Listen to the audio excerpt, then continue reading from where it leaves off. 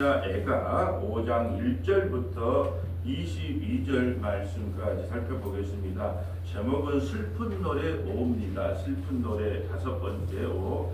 우리가 예레미야 1장부터 5장까지 슬픈 노래에 대해서 살펴봤습니다. 슬픈 노래 1번, 슬픈 노래 2번, 3번, 4번, 5번 이렇게 살펴봤는데요. 우리가 예레미야를 시작해서 여기 교회를 이전해서 예레미야를 먼저 시작하고 예레미야 2가까지 마치게 되었습니다. 우리가 예레미야를 시작하면서 가장 중요한 게 예레미야 1장 10절이에요. 먼저 하나님께서 우리가 갖고 있는 선악 체계, 또 잘못된 신앙관들을 꺾고 파괴하고 무너뜨린 일을 먼저 해요. 그리고 나서 심고 건설합니다. 그래서 오늘 왜 예레미야 예가가 나오게 되냐? 이스라엘 백성들을 그 땅에 나누면 안 되기 때문에 그래요. 반드시 신명기 28장 말씀을 통하여 너희가 이 가나안 땅에 들어가서 이방신을 섬기면 내가 너희를 뽑고 파괴하고 무너뜨리겠다고 약속이기 때문에 그 약속에 이끌려서 오늘 바벨론의 70년 포로 생활한 후에 돌아오게 된다는 것입니다. 그런데 우리가 또 기쁨의 이야기가 뭐냐 하면 이 슬픔을 통하여, 그래서 주님께서 그래, 애통하는 자는 복이 있나니 천국이 저희 것이며, 우리가 애통해야 하는 거예요. 예, 우리 나라가 멸망하는 모습을 보고 내 자신의 죄악상을 보면서 또 한국교회의 모습을 보면서 애통하는 자는 복이 있다. 결국은 이게 슬픔의 노래지만 기쁨으로 이것이 마무리된다는 것이죠. 왜요? 하나님의 약속 때문에 하나님 이스라엘 백성들을 반드시 70년 만에 다시 돌아오기 하기 때문이다 그랬습니다.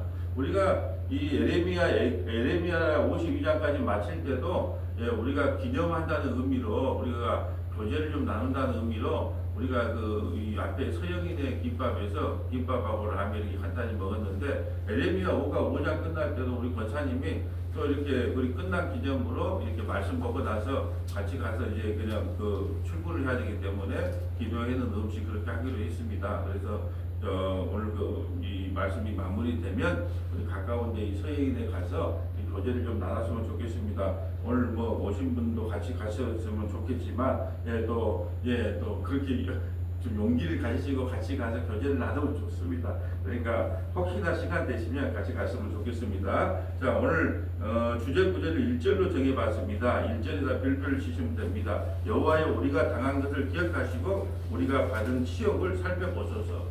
우리가 이 유튜브로 매일 아침마다 또 수요일 날은 저녁도 찍고 금요일 날은 또 금요 예배도 촬영을 하고 또 방송국에서 또 촬영하는 것도 하고 주일날 영상 촬영을 해서 1189장을 지금 모든 성경을 유튜브로 남겨서, 왜냐하면 목포에서 또는 서울에서 경기도에서 참석하지는 못하지만 이 말씀이 맞습니다 하고 30명에서 50명 가량이 계속 이 말씀을 가지고 성경을 펴서 공부를 같이 하고 있는 분들이 계시기 때문에 우리가 아침마다 이렇게 유튜브를 촬영해서 올립니다.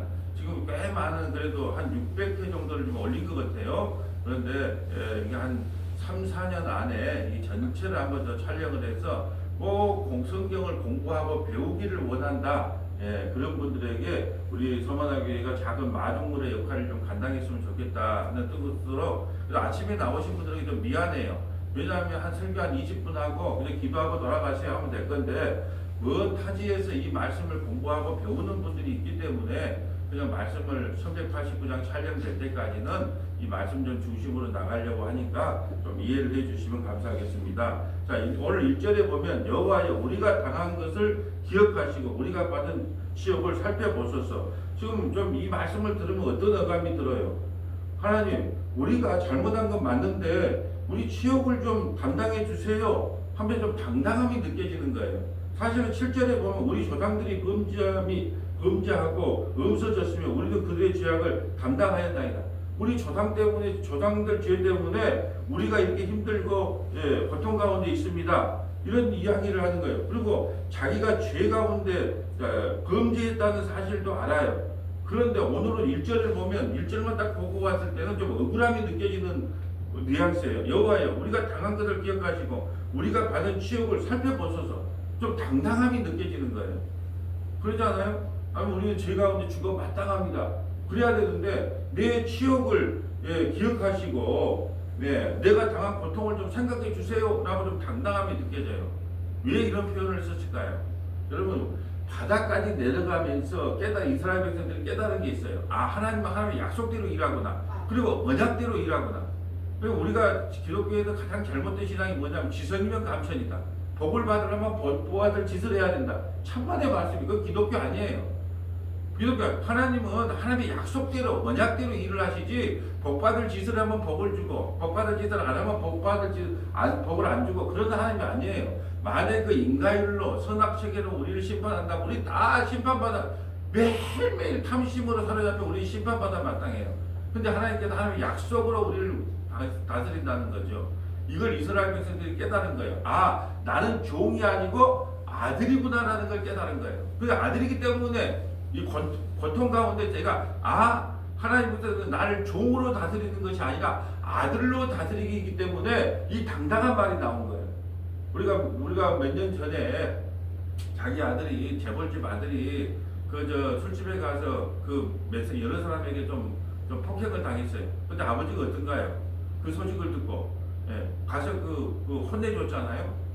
여러분 만약에 그 재벌집에 직장 다니는 회사원이 아버지가 아니고 종업원이 그런 일에서 폭행이 있고 싸움이 일어났어. 회장님한테 이럴 수 있을까요? 못 이는 거예요. 왜? 종이기 때문에, 직원이기 때문에, 일꾼이기 때문에. 근데 왜 그도 맞았다는 것을 그 아들은 왜 아버지에게 가서 이야기합니까? 자기 아버지니까 일러 바친 거예요. 아버지한테 일러 바쳤을 때 아버지가 가만 놔둡니까? 이게 종과 아들의 차이예요. 종은요 어떤 고난과 환난 가운데서도 일러 바칠 사람이 없어요. 근데 아들은 맞아놓으니까 일러 바친 거예요. 아버지가 가만히 있어요? 가서 혼내주잖아요. 이걸 지금 고난 가운데 깨달은 거예요. 하나님께서 우리를 종으로 대한 것이 아니고 아들로 대했구나. 하나님의 약속대로 일하구나. 그걸 알기 때문에 이렇게 당당함이 있는 거예요. 여러분도 당당하시면 돼요. 우리 아버지는 시골에서 농사지니까 벌 것도 없다. 우리가 물려받을 것도 없다. 부모 자랑할 것이 없다면 여러분 당당하세요. 당당하면 우리 하나님은 천지 만물을 창조하신 분이 우리 아버지다. 그러므로 당당할 수 있는 거예요. 이미 마귀 사탄의 머리는 박살났고 나는 천지 만물의 주관자이신 하나님의 아들이 하나님은 나를 아들로 딸로 인정해 준다. 그래서 당당함이 있어야 되는 거예요. 그리고 하나님께서 반드시 우리를 인도할 때 하나님의 약속 가운데 인도한다는 걸 잊어서는 안 돼요. 자, 성경 몇 군데 좀 찾아볼까요? 출애굽기 2장 23절부터 25절, 출애굽기 2장 23절부터 25절, 에레미야 31장 1절부터 4절, 에레미야 31장 1절부터 4절, 에레미야 31장 27절부터 28절, 에레미야 31장 27절부터 28절, 에레미야 31장 31절부터 33절, 에레미야 31장 31절부터 33절, 에스겔 36장 16절부터 28절, 에스겔 36장 16절부터 28절. 우리가 지금 하고 있는 것을 가정 이름을 성경 나만의 주석 만들기라 했어요. 성경으로 성경을 해석하면 된다. 예화도 안 쓰고 웃기는 이야기 안 해도 성경으로 성경을 해석해서 하나님이 무슨 말씀을 하시고 있는가를 찾아내는 것이 우리 설교의 패턴이에요. 자, 먼저 출애굽기 2장 23절 가볼까요? 출애굽기 2장 23절. 언약에 대해서 한번 살펴보려고 합니다. 출애굽기 2장 23절.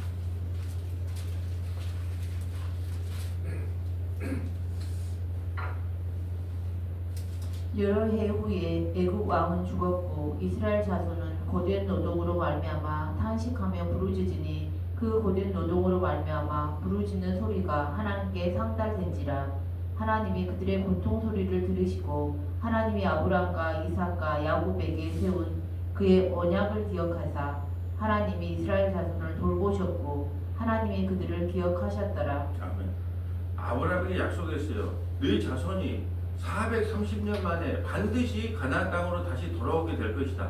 그러니까 여러분 기도 안 해도 하나님은 약속했기 때문에 430년 만에 반드시 가나안 땅에 들어옵니다. 근데 왜 기도하게 했을까요?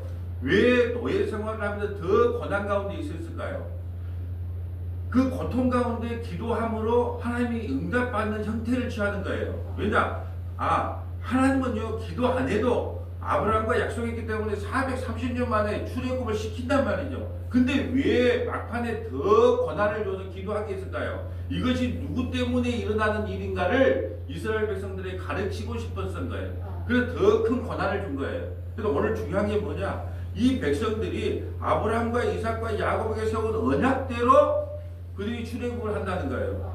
자, 바벨론의 포로로 끌려갑니다. 70년 만에 돌아옵니다. 이걸 제2의 출애굽이라 그러거든요. 반드시 돌아오게 돼 있어요. 누구 때문에? 하나님의 언약과 약속 때문에. 에레미야에게 약속했잖아요. 이 백성이 70년 만에 반드시 돌아오게 된다. 메데 바사 고레스 왕을 통하여 내가 반드시 출 바벨론을 시켜줄 것이다 라고 약속했어요. 하나님은 언약대로 일해요. 그 중심에 25절 볼까요? 하나님이 이스라엘 자손을 돌보셨고 하나님은 그들을 기억하셨다. 430년 동안 종살이 할 때 하나님은 뒤집주고 있는 하나님이 아니에요. 그 언약대로 430년이 차례기를 같이 눈물 흘리고 같이 웃어주고 같이 함께하는 하나님이시다 이 말이죠. 천국 가니까 누가 우스갯소리로 그런 이야기 하잖아요. 늘 발이 네 발이 있었대. 네 발이 눈밭에 눈밭에 네 발이 있어요. 그 두 발은 예수님, 두 발은 우리란 말이죠. 그런데 자기가 가장 힘들 때 한 발이었다 그러잖아요. 두 발이었잖아요. 두 발이 사라진 거예요. 예수님께 원망했다잖아요. 예수님, 내가 이 시기에 가장 힘들었을 때 주님 어디 갔습니까? 왜 날 버리고 갔습니까? 네가 너무 힘들었을 때 내가 너를 안고 간 걸 모르겠느냐 이렇게 말했다는 거예요. 이 이스라엘 백성들을 늘 함께 하나님께서 지키시고 보호해 주셨다는 거예요. 430년 동안 하나님의 약속대로. 자, 에레미야로 가볼까요? 하나님의 언약대로 일하신다. 에레미야 31장 1절부터 4절.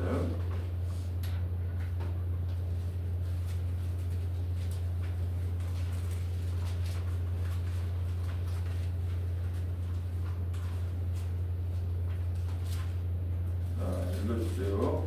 여호와의 말씀이니라. 그때 내가 이스라엘 모든 종족의 하나님이 되고 그들은 내 백성이 되리라. 여호와께서 이같이 말씀하시니라. 칼에서 벗어난 백성이 광야에서 은혜를 입었나니 곧 내가 이스라엘로 안식을 얻게 하려 갈 때라. 옛적에 여호와께서 나에게 나타나사 내가 영원한 사랑으로 너를 사랑하기에 인자함으로 너를 이끌었다 하였노라. 처녀 이스라엘아, 내가 다시 너를 세우리니 내가 세움을 입을 것이요 내가 다시 소고를 들고 즐거워하는 자들과 함께 춤추며 나오리라. 아멘. 지금 3절에 보면 내가 영원한 사랑으로 너를 사랑하였기에 인자함으로 너를 이끌었다. 여기도 인자가 바로 언약이거든요. 나는 언약대로 너를 이끌었다는 거예요. 그러면 우리가 성경을 볼 때 그러잖아요. 어차피 70년 만에 해방시켜주고 자유를 줄 건데 그 정도 넘어가주면 안 된다 이렇게 생각할 수 있어요. 절대 그건 안 된다는 거예요. 하나님께서 한번 약속하신 것을 실현치 아니하고 반드시 지키기 때문에 신명기 28장에 보면 우리가 어떻게 살펴봤지만 1절부터 4절까지는 복에 관한 이야기예요. 너희가 이 모든 말씀을 지키면 들어가도 복을 받고 나가도 복을 받는다. 나들 복. 그러니까 우리는요 이 1절부터 14절밖에 안 읽어요. 15절부터 그 나머지 68장까지 3배가 넘는 거거든요. 저주가. 하나님이 우리가 하나님 말씀을 듣지 않고 우상을 새기면 들어가도 저주 나가도 저주 적군이 쳐들어와서 너희를 바벨론 포로로 끌려갈 것이 전부 다 이 언약을 해놨어요. 그 약속대로 심판을 받는다는 거죠. 근데 하나님께서 속마음은 뭐냐 하면 너희를 영원히 사랑한다는 것이 약속의 표정인 거거든요. 영원히 사랑한다. 여러분 내 자식이 있는데 어떤 큰 회사를 물려줘야 돼. 근데 좀 못나라. 좀 못났어. 근데 옆집 아들은 너무 똑똑한 수재야. 서울대 출신이고 너무 잘났어. 여러분은 그 좋은 기업체를 똑똑한 너무 자식에게 죽었어요. 약간 좀 모자라고 좀 안 돼도 내 자식에게 죽었습니까? 하나님은요 이스라엘 백성에게만 관심이 있어요. 자기 아들에게만 관심이 있다니까요. 사랑하기 때문에 바벨론으로 몽둥이를 든 거예요. 사랑하지 않으면 옆집 아들 몽둥이 들 필요가 없어요. 근데 사랑하기 때문에 날마다 12시 딸한테 12시 안에 들어와라. 나쁜 친구 만나지 마라. 따라다니면서 잔소리 하는 이유는 사랑하기 때문이다라는 이야기예요. 자, 에레미야 31장 27절로 가볼까요? 27절, 28절. 다 읽어볼 수가 없으니까 27절, 28절.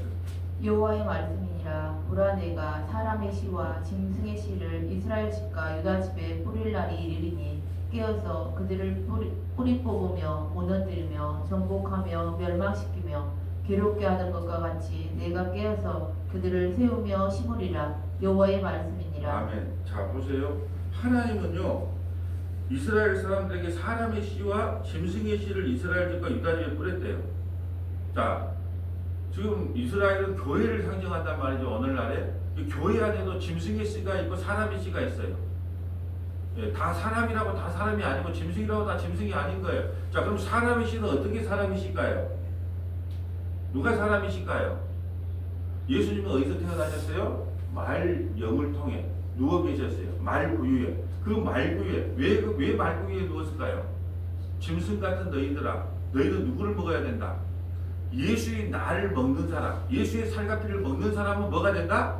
사람의 씨가 되는 거예요. 근데 예수님을 먹지 않는 사람은 짐승의 씨가 되는 거예요. 교회 안에서도 마찬가지예요. 예수의 살과 피가 전해지지 않는 교회는 교회로서 의미가 없어요. 교회가 세워진 목적은 예수님의 살과 피를 먹고 마심이라고 주구장창 선포하는 거예요. 예수의 핏뿌림을 받았기 때문에 매일매일 예수의 살과 피를 먹고 사십시오 하고 예수님만 잘하고 예수님만 증가하고 교회를 세웠단 말이죠. 그러니까 예수님이 말영우 구유에 누구신 이유가 있어요. 우리는 다 짐승이에요. 죄 없는 거 죽었어요. 그러니까 죄인된 우리가 누구를 먹어야 돼요? 예수님을 먹어야 되는 거예요. 말씀으로 먹고 살과 피를 먹고 마시고 말씀으로 우리 가슴이 다 찢어지고 회개가 일어나고 이 모든 것이 예수님을 먹는 거거든요. 예수님을 먹은 사람은 뭐가 된다? 사람의 씨가 되는 거예요. 근데 예수를 먹지 않으면 예수를 모르기 때문에 짐승의 씨가 되는 거예요. 이 교회 안에서도 신앙생활 30년, 50년 하는 것이 중요한 게 아니라 내가 사람의 씨를 가졌는가 짐승의 씨를 가졌는가를 보면 알 수 있어요.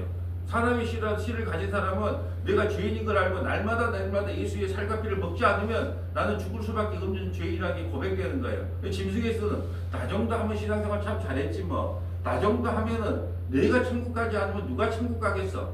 그런 사람 아직 짐승의 씨인 거예요. 이게 바로 두 씨를 뿌려놨다는 거예요. 28절 볼까요? 깨어서 그들을 뿌리 뽑으며 무너뜨리며 전복하며 멸망시키며 어떤 사람을 뿌리 뽑고 무너뜨리고 전복시킬까요? 사람의 씨. 사람의 씨만 그런 거예요. 자기 백성만 무너뜨리고 파괴시키는 거예요. 하나님은요 자기 백성을 추적하는 거예요. 스토커. 하나님 별명이 스토커. 요나가 배 미창에 가서 주님이 못 따라올 거라서 천만의 말씀이에요. 우리도 어디 숨을 곳이 없어요. 창세전에 택한 자기 백성을 한 사람도 잃어버리지 않는 게 예수님의 소망이거든요. 예수님이 이 땅에 오신 목적이 뭐라 그랬어요? 창세전에 택한 자기 백성을 하나도 잃어버리지 않고 천국에 끌고 올라가는 게 아버지 하나님의 뜻이거든요. 그 뜻을 이루려고 온 거예요. 그러기 위해서는요 우리가 이 땅에 들려붙어 있으니까 얼마나 하나님께서 뽑아내고 파괴하겠습니까? 사람의 씨를 먼저 뽑고 파괴하는 거예요. 자, 우리가 말씀드릴 때 그랬어요. 우리는 이제 양념갈비다, 양념갈비. 이 땅에 들어붙으려고 그러면은 한 번씩 뒤집어지는 거예요. 왜요? 그대로 한번 타버리고 없어지고 달아붙으니까. 근데 오늘은 뭐냐면 하나님은 우리를 어떻게 해야 돼요?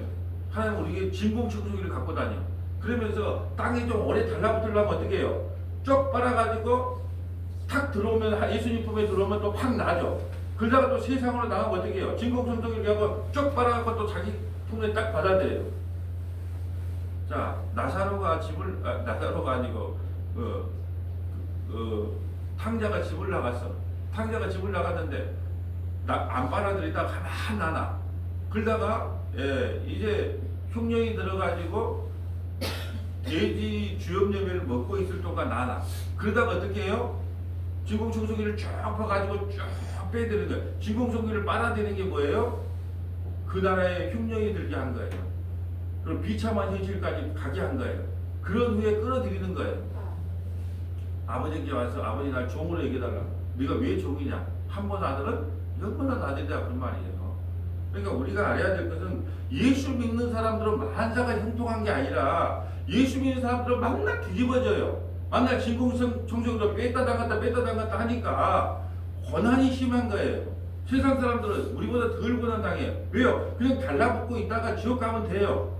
근데 하나님의 백성들은 천국으로 인도하기 위해서는 이 땅에 달라붙으면 안 되거든요. 그러니까 수시로 수시로 사랑을 통해서 뭐 경제적인 것을 통하여 건강을 통해 수시로 집어 돌린다니까요. 근데 반대로 알고 있어요. 예수를 믿으면 우리 인생이 만사 형통될 거라고 생각하는 거예요. 그러니까 사람들이 종교성을 가지고 열심히 하는 거예요. 왜? 만사 형통을 하기 위해서. 우리가 성령 충만에 대해서 지금 배우고 있죠. 성령 충만은요, 말씀 충만이고 그리스도 충만이에요. 성령 충만을 받으면요, 스테반처럼 돌에 맞아 죽는다 그래요. 스테반이 돌에 성령 충만하여 뭐 먹었나? 돌에 맞아 죽었어요. 우리도 성령 충만하면요, 뭐 기적, 이적, 표적 막 능력이 나갈 줄 거죠. 천만의 말씀이에요. 또 성령 충만한 초대교회 성도들은요, 자기 물건을 다 갖다 바쳤어요. 가난한 사람이 없게. 성령 충만이 뭔지를 제대로 알면 성령 충만을 못 구한다니까요. 무서워서 못 구해요. 하나님, 나는 돌에 맞아 죽을 자신이 없기 때문에 성령 충만 말고요, 성령께서 이끄는 대로만 살게요. 이렇게 나온다니까요. 모르니까 성령 충만을 구하는 거예요. 마치 성령 충만 받아서 내가 능력을 받아가지고 능력 있는 목사, 능력 있는 권사. 내가 어느 교회 가니까 그런 거예요. 목사 말보다 기도 뭐 하루에 8시간 한다는 그 권사님 말씀이 더 능력의 말씀이 돼버렸더라고. 왜? 기도를 8시간 했으니까 비문이 하나님의 음성을 듣거든요. 택도 없어요. 기도 10분만 해도 이 말씀을 알면 하나님의 뜻이 뭔 줄 알아요. 근데 기도 많이 하면 하나님의 뜻을 많이 한다고 생각하는 거예요. 그것이 기도의 양을 채우려는 엉뚱한 말이 나온 거예요. 자, 먼저 자기 백성을 깨고 파괴하고 무너뜨리는 일을 먼저 합니다. 그런 다음에 세우신다는 것이 여호와의 말씀이에요. 자, 예레미야 31장 31절. 여호와의 말씀이니라. 보라 날이 이르리니 내가 이스라엘 집과 유다 집에 새 언약을 맺으리라. 이 언약은 내가 그들의 조상들의 손을 잡고 애굽 땅에서 인도하여 내던 날에 맺은 것과 같지 아니할 것은 내가 그들의 남편이 되었어도 그들이 내 언약을 깨뜨렸음이라. 여호와의 말씀이니라. 아멘. 사람은 안 돼요. 에더작은 안 돼요. 모세하고 구약의 모든 성경, 그걸 에더작이라고 그러거든요. 에더작은요, 하나님과 이스라엘 백성 간에 맺었던 언약을 에더작이라고 해요. 근데 실패했어요, 성공했어요? 인간은요, 정답을 알아도 안 돼. 야, 소주 한 잔, 소주를 많이 먹으니까 속이 쓰리니까, 야, 나 술 좀 적게 먹어야 되겠다. 그렇게, 그걸 정답을 알아요. 근데 밤이 되면 어디로 간다? 다시 찾아가요. 정답을 몰라서 못 사는 게 아니고 정답을 알아. 답을 알아요. 그런데도 못 사는 거예요. 우리 아들이 그런 거예요. 왜 그 아빠 또래가 되고 그러면 은퇴할 정도가 되면 막 딸 그냥 저녁에 가서 술 먹고 아침에 가서 나 속쓰려 죽겠다, 이제 조금만 먹어야 되겠다. 근데 또 저녁 가면 똑같다는 거예요. 다음날 또 그런다는 거예요. 인간은요, 정답을 가르쳐줘도 정답으로 살지를 못해요. 그게 에더작이거든요. 에더작은 하나님과 이스라엘 백성들에게 언약을 맺었는데 그 실패했어요. 그러니까 이제 주님께서 새 언약을 주신 거예요. 새 언약은 나는 인간들을 안 믿어. 나는 내 백성을 안 믿어. 난 내 아들만 믿어. 하나님과 예수님이 맺었던 언약이 새 언약이에요.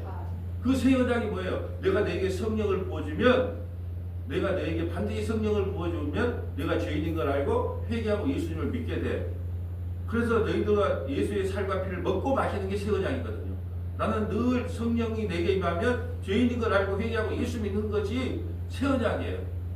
그러니까 우리가 천국 가면 우리 이름으로 가는 게 아니라니까요. 전부 마다는 예수로 보는 거예요. 아, 예수 왔냐? 그러면서 천국에 입성시키는 거예요. 그게 새 언약이거든요. 우리가 구약에서 가장 중요한 언약 두 가지를 잊지 마라 그랬어요. 무슨 언약이에요? 오늘 에레미야 31장 31절 나오는 새 언약을 잊지 말고, 또 하나는 다윗 언약, 사무엘하 7장의 다윗 언약. 분명히 다윗 후손으로 오신 거예요. 예수님의 다윗의 후손으로 오셔야 돼요. 그 다윗의 왕위로 오시는 분이 예수님이거든요. 우리나라에 내가 예수라는 사람이 가진 100명이에요. 100명. 우리는 2단 천국이에요. 우리 한국은요, 2단이나 신흥 종교가 발달하기 아주 안성맞춤이에요. 왜 그럴까요? 우리는요, 이렇게 샤머니즘 신앙, 그런 신앙이 너무 무속 신앙이 너무 발달한 민족이에요. 그러니까 우리나라에 와서 신흥 2단 종교들이 엄청나게 발달합니다. 그래서 제일 큰 신흥 이단들은 전부 다 한국에 있어요. 왜 그럴까요? 종교심이 뛰어나요, 우리나라는. 종교심이 뛰어나요. 그렇기 때문에 이 종교심을 조금만 부추겨주면 그냥 빠지는 거예요. 여러분, 이단은 100% 율법주의라고 그랬어요. 내가 하는 만큼 복을 받는다. 그래, 네 그 따위로 해서 천국 가겠어. 자기 하는 행위만큼 천국에 가면 상급도 달라지고 위치도 달라진다고 생각하는 거예요. 이게요, 구원에 대한 욕구 때문에 그래요. 구원 욕심. 여러분, 우리는 원래 다 지옥 가야 마땅해요.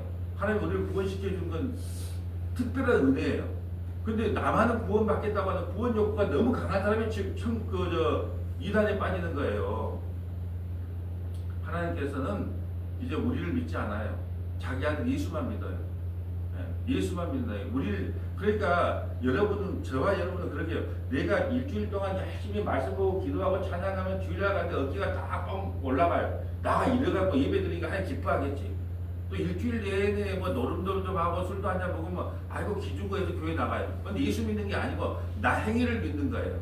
내가 이 모양 저 모양이든 나는 죄인이기 때문에 예수님께 예배 드리러 갑니다. 이런 마음으로 나와야 되는데 일주일 동안 뭐가 내가 좀 잘하면 어깨 뻥이 올라가고 일주일 동안 좀 못하면 기가 죽을 것 같고 아이고 염치 없어라. 예수를 믿는다는 것은 나를 안 믿는 것이 전제되어야 되는데 아직도 나를 믿고 있기 때문에 자꾸 그런 율법주의로 가려고 하는 성향이 있다는 거죠. 33절. 그러나 그날 후에 내가 이스라엘 집과 맺을 언약은 이러하니 곧 내가 나의 법을 그들의 속에 두며 그들의 마음에 기록하여 나는 그들의 하나님이 되고 그들은 내 백성이 될 것이라. 여호와의 말씀이니라. 그들이 다시는 각기 이웃과 형제를 가르쳐 이르기를 너는 여호와를 알라 하지 아니하리니 이는 작은 자로부터 큰 자까지 다 나를 알기 때문이라. 내가 그들의 악행을 사하고 다시는 그 죄를 기억하지 아니하리라. 여호와의 말씀이니라. 아멘. 새 언약은 뭐냐면 내가 너에게 성령을 부어줘. 성령을 부어준 사람은요, 이 성경 말씀이 뭘 이야기하는지를 알아먹어요. 이 성경은요, 누가 가르쳐서 되는 게 아니라 모든 것이 예수로 증거된다는 걸 알게 돼요. 문자가 아니라 영으로서 이 성경은 다 예수님 이야기구나. 그걸 깨닫게 된다는 거예요. 누가 안 가르쳐줘도. 본인이 몰라도 말씀을 들으면 저 목사님이 윤리 도덕적인 설교를 하고 있구나. 문자적인 설교를 하고 있구나. 깨닫게 되는 거예요. 근데 성령이 임하지 않으면 그냥 웃기고 코미디 같은 이야기를 해도 설교 잘한다. 문자로 설교를 해도 잘한다. 못 깨닫는 거예요. 이 성경은요, 성령께서 눈을 열어줘야만이 깨달을 수 있다는 거예요. 또 그리고 성령을 받으면 다시는 죄를 기억조차도 안 한대요. 희한하죠. 죄를 안 짓는 게 아니라 구약의 성령과 신약의 성령이 틀리다 그랬어요. 구약의 성령은 우리 안에 못 들어옵니다. 왜 못 들어온다 그랬어요? 죄 문제가 해결되지 않기 때문에 머리에 머물렀다가 이 사역이 끝나면 가요. 그래서 시편 51편에 다윗이 성령을 내게 거두지 마시옵소서 그랬단 말이죠. 지금은 그런 기도를 하면 된다 안 된다? 안 되는 거예요. 성령은 이제 죄 문제가 해결되기 때문에 우리 안에 들어와서 내주하고 계셔요. 그러니까 우리가 어떤 70억 인구를 다 죽였다고 해도 성령 받은 그 성령이 안 떠난다니까요. 그러니까 성령이 옷이 없어서 성령이 같이 없어서 그런 말 할 필요가 없는 거예요. 성령이 한 번 임하면 이제 우리를 떠나지 않아요. 마음판에 새겨버렸기 때문에. 어제 삼겹살을 먹었어요. 삼겹살을 먹어가지고 그것이 내 살과 피가 됐습니다. 그걸 어떻게 분리할 겁니까?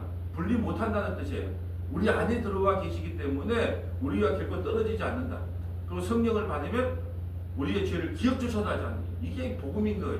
우리의 죄를 기억조차도 안 해요. 사람은요, 어떤 허물을 보고 있으면 서로 기분 좋을 때는 말 안 해요. 사이 좋을 때는 말 안 해요. 근데 뭐 틀어진 일이 있어요.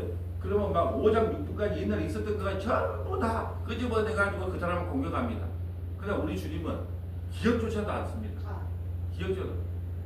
성령 받아 회개하고 예수 믿는 사람한테는 주님이 죄를 기억조차도 안 돼. 이게 바로 새 언약의 특권인 거예요. 자, 새 언약 36장 16절 봐볼까요? 또 새 언약이 두 번 나와요. 에레미야 31장이 한 번 나오고 에스겔 36장. 이것도 새 언약입니다. 자, 에스겔 36장.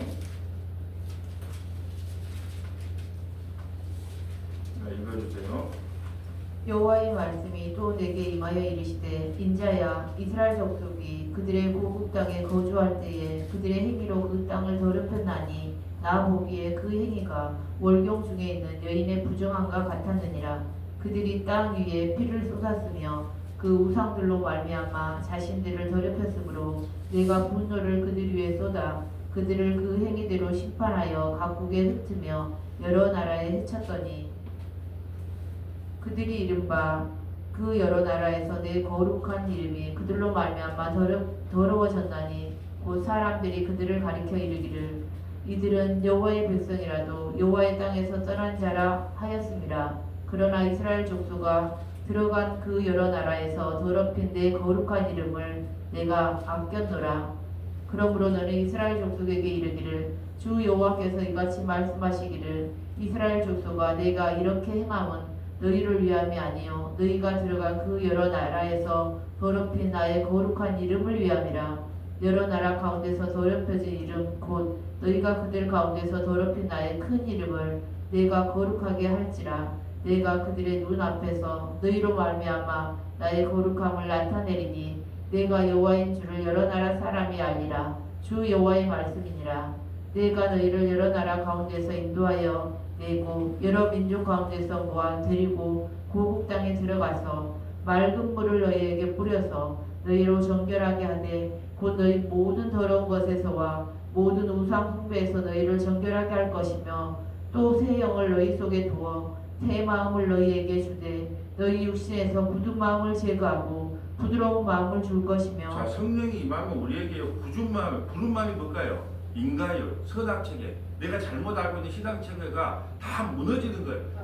갖고 있는 그 굳은 마음을 부드럽게 해서 말씀이 들어가면 아 내가 지금까지 신앙생활 잘못했구나, 내가 성경을 잘못 알고 있구나, 그걸 깨닫게 된다는 거예요. 성령이 가면. 그런데 아무리 말씀을 전해도 이 심령판이 단단하면 말씀이 들어가지를 않는 거예요. 지금 그 말에 성령이 임하면 굳은 마음이 인가율적 사랑, 선악체계가 다 무너지고 부드러운 마음이 된다는 거예요. 27절 또 내 영을 너희 속에 두어 너희로 내 율례를 행하게 하리니 너희가 내 규례를 지켜 행할지라. 내가 너희 조상들에게 준 땅에서 너희가 거주하면서 내 백성이 되고 나는 너희 하나님이 되리라. 아멘. 자, 우리가 31절 한번 읽어주시겠어요? 성령이 임하면 내 모습이 어떻게 보여야 된가? 그때에 너희가 너희 악한 길과 너희 좋지 못한 행위를 기억하고 너희 모든 죄악과 가증한 일로 말미암아 스스로 믿게 보리라. 아멘. 성령이 임하면 스스로가 믿게 보이는 거예요. 나 이 정도면 신앙생활 잘했죠. 바리새인들, 서기관들. 근데 우리가요, 진짜 성령이 임하면 내가 전적인 부패자인 거 보이는 거예요. 그러니까 내가 하는 모든 행위가 다 믿게 보이는 거예요. 내 자신이 믿게 보이는 거예요. 저도 목사지만 내가 이러고도 목사 맞아? 할 만큼 내 자신이 믿게 보일 때가 많아요. 근데 성령이 임한 사람일수록요, 나는 죄인 중에 괴수입니다라는 말이 나온다니까요. 사도 바울의 고백이잖아요. 자기 자신이 믿게 보여야 돼요. 근데 신앙적으로 하면 할수록 어깨에 뽕이 올라가는 거예요. 나는 옛날에 전도 많이 해봤다. 나도 성경 많이 읽어봤다. 자꾸 옛날 이야기 하면서. 아니요. 내 자신이 자꾸 믿게 보이는 것이 새언약의 백성들의 모습이라는 거죠. 자, 오늘 본문으로 가볼까요? 지금 1절 설교하는데 이렇게 많이 왔습니다. 왜 이렇게 여호와여 우리가 당한 것을 기억하시고 우리가 받은 치욕을 살펴보소서. 왜 이렇게 당당할 수 있느냐? 왜 당당할 수 있느냐? 이제 나는 내가 깨달은 게 하나 있는데 나를 종으로 대우하는 게 아니라 아들로 대우하는구나. 하나님은 나를 언약 백성으로 언약대로 이끌어 가는구나. 그걸 깨닫고 나니까 어디 갔을 때 바벨론의 질질 끌고 가면서 그때 깨달은 거예요. 그래서 이제 내일부터는 다니엘서를 볼 겁니다. 바벨론의 포로로 끌려가서 그들이 어떤 생활을 했는가. 우리가 다니엘서를 잘못 해석하면요, 여러분 우리가 다니엘처럼 지혜와 총명을 받아서 어떤 사자굴에 들어가도 굴하지 않는, 또 3대 총리를 모시는 그런 지혜를 가집시다. 아니에요. 모든 것은 다 하나님으로 해석해야 되는데, 용맹아, 다니엘처럼의 용맹아, 어떤 죽인다는 협박 안에서도 그 예루살렘 성을 향하여 기도하는 그 신앙을 가집시다. 우리가 뭘 가집시다 하는 것은 잘못된 신앙이에요. 주님께서 우리를 그렇게 이끌어 가셨습니다. 다니엘을 그렇게 세계의 총리가 되게끔 이끌어 가셨습니다. 사자굴에서도 하늘만 쳐다볼 수 있는 능력을 다니엘에게 허락하셨습니다. 모든 것을 하나님에게 돌려야 되는데, 우리가 그걸 다니엘을 본받자, 아브라함의 믿음을 본받자, 다윗의 용맹을 본받자, 이런 거를 하면 성경은 완전히 자기중심이 되는 거예요. 유인전이 되는 거예요. 이끌어 가시는 분은 하나님이시다는 것으로 비교를 지어야 된다, 이 말씀이죠. 자, 2절부터는 이제 권사님 읽어주세요. 우리의 기업이 외인들에게 우리의 집들도 이방인들에게 돌아갔나이다. 우리는 아버지 없는 고아들이 오며 우리의 어머니는 가부들 같으니 우리가 은을 주고 물을 마시며 갑을 주고 나무들을 가져오며 우리를 뒤쫓는 자들이 우리의 목을 눌러싸오니 우리가 기진하여 쉴 수 없나이다. 우리가 애굽 사람과 스룰 사람과 악수하고 양식을 얻어 배불리고자 하였나이다. 아멘. 왜 이스라엘 백성들이 심판을 받고 이스라엘 백성들이 조상들이 심판을 받냐? 애굽 사람들과 아수르 사람과 악수하고 하나님만 의지해야 될 이스라엘 백성들이 애굽에 힘이 좀 센 것 같으면 애굽에 가서 동맹을 하려고 그러고 아수르가 좀 힘이 세면 아수르가 동맹을 하려고 그러고 여러분 그러잖아요. 교회에서도 다 끼리끼리 논대요. 뭐 우리가 교회 숫자가 적으니까 하지만 큰 교회 가면 좀 배웠다는 사람, 좀 도움 받으려고 하는 사람은 이쪽 그릇끼리 놀고 이쪽은 이쪽 그릇끼리 논다는 거예요. 그러니까 하나님의 백성들이 심판받는 이유는 뭐냐? 하나님을 의지하지 아니하고 누구를 의지했다? 애굽을 의지하고 아수르를 의지했단 말이에요. 오늘날은요. 아수르가 누굽니까? 애굽이 누굽니까? 아들이 아수르가 될 수 있어요. 아들이. 남편이 아수르가 될 수 있다니까요. 아내가 아수르가 될 수 있어요. 이 말은 뭐냐? 내가 의지하고 바라는 거 하나님께서 어느 정도냐면 야곱이 그렇잖아요. 형제들이 애굽에서 그 동생 데리고 오라가 요셉이 그러니까 이 양식은 다 떨어졌어. 근데 야곱에게 베냐민 내놓으라니까 안 내놓는 거예요. 내 이 막둥이 아들은 절대 내놓을 수 없다. 근데 양식이 다 떨어지는 바닥까지 가니까 어떻게 해요? 결국 베냐민 내놓습니다. 네가 그저 가장 아끼던 게 뭐냐는 거예요. 그 가장 아끼는 건 내놔. 이게 하나님이에요. 그래서 하나님을 질투하시는 하나님이라 그래요. 하나님보다 더 사랑한 것을 하나님께 용납을 못해요. 이게 반드시 자기가 의지하고 있는 걸 끊어냅니다. 그래서 제가 그러잖아요. 산 잘 탄 사람은 어디서 죽고? 산에서 죽고. 수영 잘하는 사람은 어디서 죽고? 바다에서 죽는 거예요. 왜요? 그거 자기 용맹함을 자랑하는 걸 하나님께서 용납을 못하는 겁니다. 그렇기 때문에 이스라엘 백성들이 심판받는 이유가 여기에 있어요. 우리가 애굽 사람과 아수르 사람과 악수하고 양식을 배불리고자 하였나이다. 7절. 우리의 조상들은 범죄하고 없어졌으며 우리는 그들의 죄악을 담당하였나이다. 종들이 우리를 지배하며 그들의 손에서 건져낼 자가 없나이다. 강야에서 칼이 있으므로 죽기를 무릅써야 양식을 얻사오니 굶주림의 열기로 말미암아 우리의 피부가 아궁이처럼 거구니이다. 대적들이 시온에서 부녀들을 유다 각 성읍에서 처녀들을 욕보였나이다. 아멘. 대적들이요 어느 정도였거든요. 우리나라처럼 신복을 많이 받은 나라가 없잖아요. 그래서 한번 옛날 드라마 한번 봐보세요. 옛날 사극 같은 거 봐보세요. 적군이 쳐들어오면 그냥 처녀들, 유부녀들 질질질질 끌려갑니다. 그리고 놀이감이 돼요. 심지어는 아이들은 그냥 벽에다가 쳐서 죽였다니까요. 이런 고통 가운데 이스라엘 백성들이 놓여 있어요. 잠깐 좀 찾아볼까요? 자, 에레미야 2장 14절부터 19절 한번 보고 합니다. 에레미야 2장 14절부터 19절. 에레미야를 올 일이 별로 없어서 한번 정리한다는 상황에서 에레미야 2장 14절부터 17절.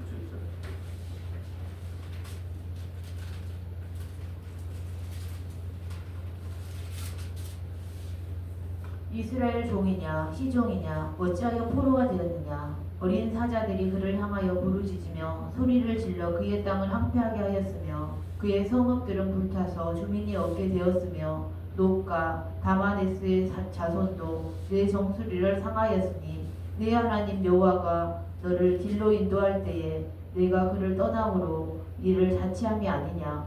내가 사흘의 물을 마시려고 외국으로 가는 길에 있음은 어찌 됨이며 또 내가 그 강물을 마시려고 아수르로 가는 길에 있음은 어찌 됨이냐. 내 악이 너를 징계하겠고 내 반역이 너를 책망할 것이라. 그런즉 내 하나님 여호와를 버린가. 내 속에 나를 경외함이 없는 것이 악이요 고통인 줄 알라. 주 왕국의 여호와의 말씀이니라. 아멘. 너희들이 어떻게 물을 찾으려고 애굽에 내려가느냐? 너희가 어떻게 가수로 내려가느냐? 너희가 그들을 의지하는 것이 고통인 줄 왜 하지 못하느냐? 그들을 의지했기 때문에 결국은 바벨론에 의해서 포로로 끌려가는 거예요. 여러분, 이스라엘 땅은요 천수산 농사를 지는 땅이에요. 애굽은요 천수산 농사가 아니에요. 나일강에서 물이 나오니까 늘 풍부해요. 근데 왜 가나안 땅은 천수산 농사가 뭔지 아세요? 물이 그냥 비가 내리면 쭉 그냥 흡수되어 버려요. 그러니까 하나님께서 늦은 비와 이른 비를 내려주지 않으면 살 수 없는 땅으로 하나님께 인도하신 거예요. 왜 가나안 땅? 왜? 그런데 그것이 젖과 꿀이 흐르는 땅이래요. 왜요? 하나님만 의지하면서 살아갈 수밖에 없게 만들어 놓은 땅이 젖과 꿀이 흐르는 땅이에요. 그러니까 애굽은요 늘 나일강이 풍부해. 그러니까 하나님을 의지할 필요가 없어. 하나님께서 우리를 공부하게 만들고 우리를 힘들게 만든 것은 하나님만 의지하라고 하는 사랑의 표현이라는 것이죠. 그러니까 우리가 전도할 때도 정말 우리 예수 믿다 보면 예수님이 이 땅에 우리가 뿌리내지 못하게 때로는 고난도 주고 환난도 줍니다. 그러나 그렇지만 끝까지 우리를 성령께서 인도하셔서 영원한 생명을 우리에게 주십니다. 그 예수 같이 믿어보지 않을래요? 이렇게 전도해야 되는데 다 전도가 뭐예요? 내가 예수 믿었더만 우리 자식이 서울대 갔어요. 너 예수 믿었더만 우리 남편 사업이 일이 잘 돼. 나 예수 믿어 병이 나아버렸네. 그게 예수 믿자. 이렇게 전도하잖아요. 그렇기 때문에 우리가 있는 그대로의 복음을 전하면 예수 믿는 사람이 교회 올 사람이 없다니까요. 그럼 이렇게 말하세요. 목사님 일단 꼬셔놓고 와서 말씀을 듣다 보면 참모의 말씀이에요. 이 복음은 꼬신다고 됩니다. 복음은 설득이 아니에요. 선포예요. 이거 그냥 선포하면 믿을 사람은 믿고 안 믿는 사람은 못 믿는 거예요. 아무리 그냥 불러다가 자 보세요. 우리나라 역사가 어쩌고 되고 뭐 외국의 역사가 지금 저기 우리 그 아라라산에 지금 방주가 발견됐잖아요. 길이가 135m, 폭이 22m, 높이 13m, 정확하게 방주가 일치하잖아요. 그러니까 우리가 믿어야 됩니다. 그건 믿음 아니에요. 그건 과학적 근거와 현실을 믿는 것이지. 믿음은 보이지 않는 것을 믿는 거예요. 그냥 믿어지는 거예요. 누가 믿으란 말 아니면 믿어지는 거예요. 저는 그냥 말씀을 보니까 그냥 믿어지는 거예요. 왜요? 내가 뭘 행위를 해도 구원을 받는다면 나도 막 예시상교 포기했을 거예요. 그래도 오직 은혜로, 오직 믿음으로 구원받다니까 하나님 감사가 나오더라고. 내가 뭘 왜요? 나는 내 꼬라지를 알거든요. 예, 그러니까 네가 뭘 좀 조금 거룩해지면 내가 구원시켜줄게. 그러니까 열심히 노력해봐. 그럼 저는 예상도 포기합니다. 근데 고린도서 1장 30절 예수 믿는 게 거룩이고 예수 믿는 게 지혜고 예수 믿는 게 구원이다. 난 그 말이 그렇게 은혜가 되는 거예요. 아, 예수 믿는 게 그 자체가 거룩이구나. 예수 믿는 게 지혜구나. 예수 믿는 게 구원이구나. 다니엘서를 읽다 보니까 뭐라고 하냐? 우리가 인간이 할 수 있는 것이 아무것도 없다는 거예요. 왜요? 모든 것은 뭐 나라가 멸망하고 나라가 뭐 흥망성쇠하는 거 전부 하나님의 손에 있다는 게 딱 발견이 되니까 인간이 할 수 있는 것이 아무것도 없군요. 모든 우주 만물은 다 주님의 손에 있군요. 우리 인생도 주님의 손에 있군요. 그러니까 주님 알아서 하세요. 교회도 주님이 알아서 하세요. 문을 닫든지 뭐 유지시키든지 주님 알아서 하세요. 이런 고백이 나온다니까요. 다니엘서를 다 12장까지 하고 나면 여러분 이런 고백이 들어야 돼요. 진짜 우리가 할 것이 아무것도 없는 존재가 맞군요. 진짜 그렇게 들어야 복음이 제대로 된 거예요. 이제 내가 두 주먹을 붕껏 쥐고 나도 다니엘처럼 돼야지. 나도 다니엘처럼 용맹해야지. 다니엘처럼 믿음을 지켜야지. 두 주먹을 붕껏 쥐고 완전 잘못된 설계예요. 아, 내가 할 수 있는 일이 아무것도 없구나. 주님이 결국 언약대로 이뤄가시구나. 근데 이런 설교를 싫어해요. 두 주먹을 북군 지는 설교를 해요. 그래서 청년들이 많이 보이는 교회는요, 꿈과 비전을 자주 이야기해 줍니다. 우리가 이대로 있으면 되겠습니까? 단기 선교 한번 갑시다. 막 그래서 맨날 단기 선교를 어디 보내. 그럼 뭔 좀 한 것처럼 보이거든요. 찰리 채플린이 러시아 혁명 때인가 그런 이야기를 했다 그러잖아요. 어떤 붉은기가 하나 떨어져 있대요. 차에서. 그게 그걸 집어주려고 던져주려고 붉은기를 차가 쳐나니까 자꾸 자기가 달려가니까 뒤에 사람들이 붉은기만 보고 막 쫓아가는 거야. 요즘 젊은 사람들이 그런 형태란 말이죠. 자꾸 꿈과 비전을 심어주면 자기가 뭐 한 것처럼 보이거든요. 여러분 교회는요, 꿈과 비전이 다 무너지는 거예요. 그게 진짜 교회예요. 목사의 꿈, 교회의 꿈, 비전, 야망이 하나도 없는 거. 예수님의 꿈, 예수님의 비전만 있는 거. 2026년도에 꿈과 비전을 갖는 게 아니라 하나님 2026년도에 내가 갖고 있는 꿈과 비전이 완전히 무너지게 하시고 서원한 교회가 갖고 있는 꿈과 비전이 완전히 무너지게 하시고 그래서 예수님의 꿈과 예수님의 비전만 영원히 드러나게 해주세요. 그것이 교회의 설립 목적이어야 된다는 거예요. 완전히 다 무너져야 돼요. 우리가 갖고 있는 것이. 그러려면 얼마나 더 하나님 우리를 내리쳐야 되겠습니까? 얼마나 더 우리를 밑에 바닥까지 끌고 가야 되겠습니까? 그런데요, 그 바닥까지 가는 것이 소망이에요. 예수님이 십자가에서 뭐라 그래요? 그냥 다 이뤘다 그래요? 완전 바닥까지 간 그 목숨이 넘어가는 그 순간까지 고난을 받으면서 뭐라 그래요? 다 이루었다 그래요. 이게 우리가 얼마나 더 바닥까지 내려가는 고통과 애통을 당해야 하나님께서 이제 됐다 오라 그러겠어요.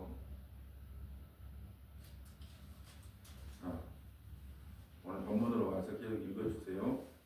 지도자들은 그들의 손에 매달리고 장로들의 얼굴도 존경을 받지 못하나이다. 청년들이 맷돌을 지며 아이들이 나무를 지다가 엎드려 주우며 노인들은 다시 성물에 앉지 못하며 청년들은 다시 노래하지 못하나이다. 우리의 마음에는 기쁨이 그쳤고 우리의 춤은 변하여 슬픔이 되었사오며 우리의 머리에서는 면류관이 떨어졌사오니 오라 우리의 범죄 때문이이다. 이러므로 우리의 마음이 피곤하고 이러므로 우리 눈들이 어두우며 시온산이 항폐하여 여호가 그 안에서 노나이다. 여호와여 주는 영원히 계시오며 주의 보좌는 대대에 이르나이다. 주께서 어찌하여 우리를 영원히 잊으시오며 우리를 이같이 오래 버리시나이까. 여호와여 우리를 주께서 돌이키소서. 그리하시면 우리가 주께로 돌아가겠사오니 우리의 날들을 다시 새롭게 하사 옛적 같게 하옵소서. 주께서 우리를 아주 버리셨사오며 우리에게 진노하심이 참으로 크시니이다. 아멘. 하나님께서는 자기 백성을 결코 버리지 않는다는 것이 하나님의 뜻이에요. 그러므로 우리를 예통하는 게 복이라는 거 두 군데만 찾아볼까요? 여권 두 군데만 적어봅시다. 누가복음 8장 20절부터 21절, 누가복음 8장 20절부터 21절, 마태복음 5장 4절, 마태복음 5장 4절. 예. 누가복음 8장 20절 가봅니다. 누가복음 8장 20절.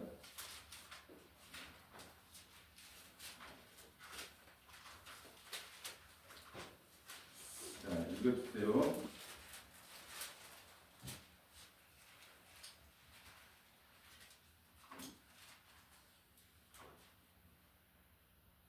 어떤 이가 알리되 당신의 어머니와 동생들이 당신을 보려고 밖에 서 있나이다. 제가 잘못 적었네요. 자, 마태복음 5장 4절만 볼게요. 자, 마태복음 5장 4절. 네, 마태복음 5장 4절.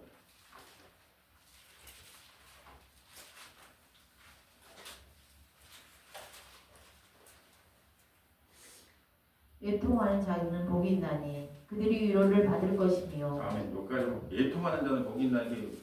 그러면 그래서 이스라엘 백성들은 예통의 자리까지 가게 하는 거예요. 예통에 가야 복이 있다는 거예요. 그대로 나누면 안 되기 때문에. 네, 말씀을 정리하려고 합니다. 에레미야 애가 5장까지 맞아요. 다 22절까지만 있어요. 노래이기 때문에. 근데 3장만 66절라 그랬어요. 예, 노래를 부르는 거예요. 슬픔의 노래를.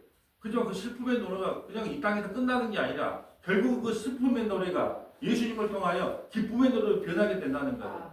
그래서 여러분 이 땅에 살면서 편안한 날 별로 없을 거예요. 그냥 예통하세요. 우세요. 근데 그것이 하나님께서 결국 그 눈물을 닦아주시고 영원한 천국으로 인도하기 위한 하나님의 사랑인 거예요. 예수 믿는 사람의 고난이 더 가중하고 심한 것은 여러분을 이 땅에서 예통해야 하나님 나라에 영원히 웃을 수 있기 때문에 그래요. 예수 안 믿는 사람은 이 땅에서 누가 원한 대로 마음대로 살아봐라. 고통도 고난도 없이 살아봐라. 그리고 영원한 지옥에 가라. 그래서 여러분에게 권면하고 저에게 권면하는 것이 그거예요. 이 세상에 슬플 때 우는 거예요. 그 울 때 누구를 바라보라? 예수님을 바라보고 오늘 하루하루 견뎌나가는 저와 여러분 되시기를 주님의 이름으로 소원합니다.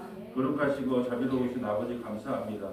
애통하는 자는 복이 있나니 천국이 저희 것임이라 그랬습니다.